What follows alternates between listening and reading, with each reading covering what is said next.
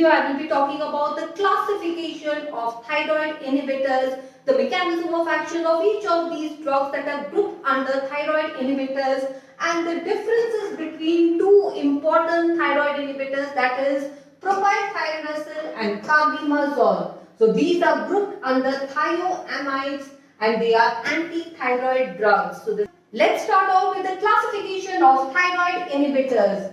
So what are thyroid inhibitors? These are the drugs that reduce the functional capacity of hyperactive thyroid gland. This is characterized by raised levels of T3 and T4, that is the thyroid hormones are raised, and this is accompanied by a decrease in TSH levels or thyroid stimulating hormone levels are reduced.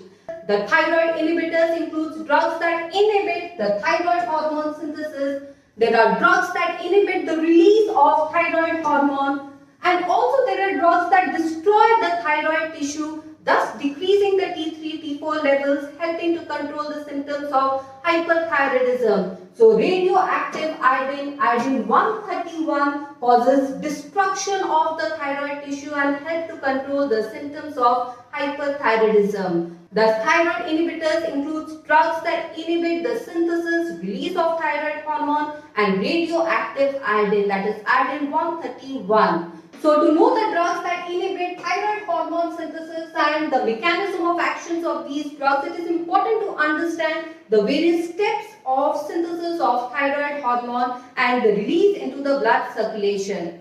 This is a slide which shows the steps of thyroid hormone synthesis and the release of thyroid hormones into the blood circulation. So the thyroid hormone synthesis occurs in the thyroid follicles, which is the functional unit of thyrocytes or the thyroid gland.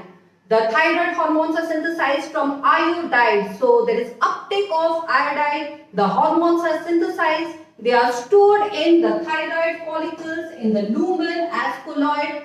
And in response to stimulation by TSH, which is secreted from the anterior pituitary, the thyroid hormones are released into the blood circulation. So thyroid hormone secretion is regulated by the anterior pituitary, which secretes TSH, which stimulates the thyroid gland and releases T3 and T4 into the circulation. So let's look into the details of the thyroid hormone synthesis. Now let's look at the steps of thyroid hormone synthesis. The first step is iodide uptake or iodide trapping. So here iodide uptake takes place in the basolateral membrane of the follicular cells.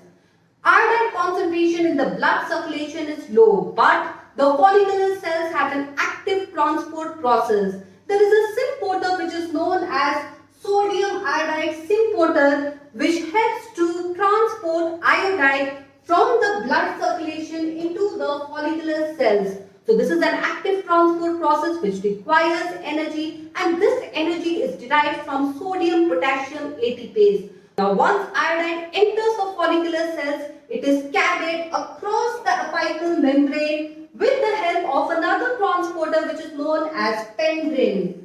And this is where there is another enzyme, that is thyroid peroxidase enzyme, which is anchored to the membrane. The second step is oxidation, where iodide gets converted to iodine in presence of thyroperoxidase enzyme, and this occurs at the apical membrane of the follicular cells. Now after oxidation, the oxidized iodine have high affinity for tyrosine residues of thyroglobulin. So they bind to the tyrosine residues of thyroglobulin to form iodo-tyrosine residues that are attached to the thyroglobulin chain. Now thyroglobulin is a glycoprotein that is synthesized by the thyroid cells. So it contains the iodinated tyrosines, and the next step is coupling. The process of coupling takes place in presence of the same enzyme, that is thyroperoxidase enzyme, that is anchored to the membrane. So in presence of thyroperoxidase enzyme, coupling takes place where monoiodotyrosine couples with diiodotyrosine to form T3, and T4 is formed by the coupling of two diiodotyrosine residues.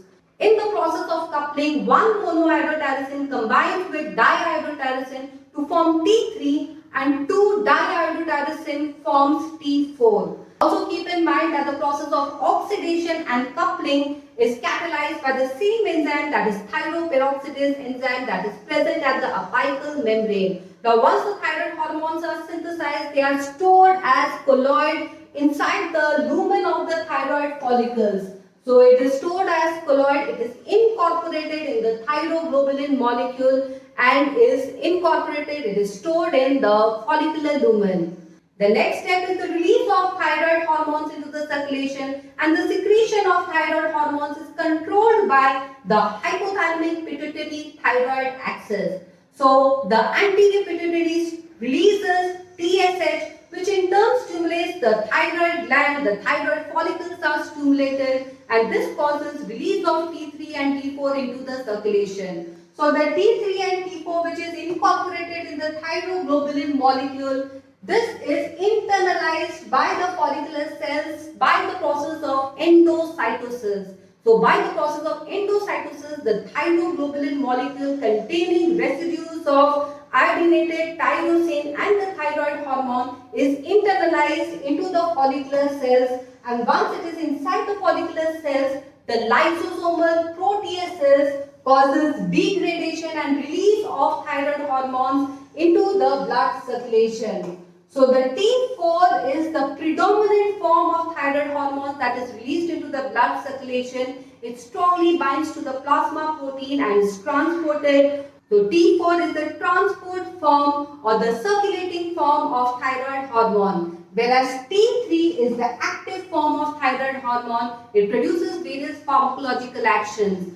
In the peripheral tissues such as liver, kidney, T4 is converted to T3, which is the active form of thyroid hormone and produces various pharmacological actions.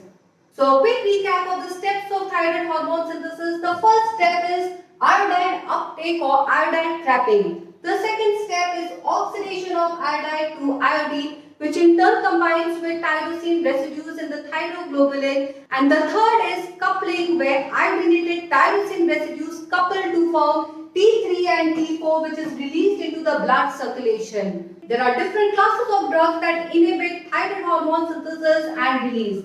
The first class of drug inhibits iodine trapping. They inhibit iodine uptake and thereby inhibit the thyroid hormone synthesis and release. And these drugs are thiocyanates and perchlorates. These are monovalent and are toxic and are not clinically used. The second class includes drugs that inhibit thyroid hormone synthesis by inhibiting thyroid peroxidase enzyme. And these drugs are propylthiouracil and carbimazole. So propylthiouracil, metibazole, carbimazole, these are the drugs that inhibit thyroid peroxidase enzyme and inhibit the hormone synthesis. The third class includes drugs that inhibit the release of thyroid hormones into the blood circulation. And these are iodides of sodium and potassium and organic iodides that inhibit the release of thyroid hormones. The fourth class includes drugs such as radioactive iodine or iodine-131 that destroys the thyroid tissue, decreases the T3, T4 level, helps to control the symptoms of hyperthyroidism. So now let's see what are the differences between propylthiouracil and carbimazole, which are included as thioamides. They are anti-thyroid drugs. They inhibit the thyroid hormone synthesis by inhibiting thyroid peroxidase enzyme that inhibits oxidation and coupling mechanisms. So now let's see what are the differences between propylthiouracil and carbimazole. In terms of potency, propylthiouracil is less potent compared to carbimazole. So carbimazole is 3 times more potent than propylthiouracil. Secondly, propylthiouracil is highly bound to plasma proteins. So less free drug in the circulation, less amount of drug crosses the placenta and reaches the fetus during pregnancy, and therefore the fetus is less affected. Hence, propylthiouracil is the drug of choice for treating hyperthyroidism during the first trimester of pregnancy, because this is the period during which organogenesis or the fetus formation occurs, and therefore propylthiouracil is safer compared to carbimazole. So propylthiouracil is safer option compared to carbimazole, which is less bound to plasma protein, so less free drug in the circulation, large amount of drug crosses the placenta, reaches the fetus. It affects the fetus in the first trimester. Therefore, carbimazole or methimazole is avoided in the first trimester of pregnancy. But in the second or third trimester of pregnancy, the patient can be shifted to carbimazole because propylthiouracil increases the risk of hepatic failure in pregnancy. So to avoid the side effect, the patient can be shifted to carbimazole in the second and third trimester, but in the first trimester of pregnancy, propylthiouracil is a safer option, safer compared to carbimazole. So now let's compare the plasma T-half, duration of action and dosing frequency of these two drugs. The other differences are the plasma T-half of propylthiouracil is only 1 to 2 hours compared to carbimazole, which has a T-half of 6 to 10 hours. Now because the T-half of propylthiouracil is short, the duration of action is only 4 to 8 hours. It has to be given in multiple doses, that is 2 to 3 times daily. So multiple doses of propylthiouracil because the plasma T-half is short, the duration of action is short. Whereas in case of carbimazole, the duration of action is 12 to 24 hours and longer plasma T-half, and therefore it is given as a single daily dose, and this is convenient for the patient. This increases compliance to treatment. Now let's see what are the other differences. Carbimazole produces an active metabolite such as methimazole. So methimazole is a metabolite of carbimazole. There is no production of metabolite in case of propylthiouracil. Second characteristic feature of propylthiouracil is that it inhibits the peripheral conversion of T4 to T3, which is the active form of thyroid hormone. So there is further reduction in the formation of T3, and this helps in better control of the thyroid hormone levels. This property is absent with carbimazole. There is no inhibition of peripheral conversion of T4 to T3. Now with respect to adverse effects of these two drugs, severe hepatitis is more likely with propylthiouracil, while agranulocytosis is a side effect of carbimazole. Agranulocytosis, a serious side effect of carbimazole, and severe hepatitis occurs with propylthiouracil. So these are some of the differences between propylthiouracil and carbimazole.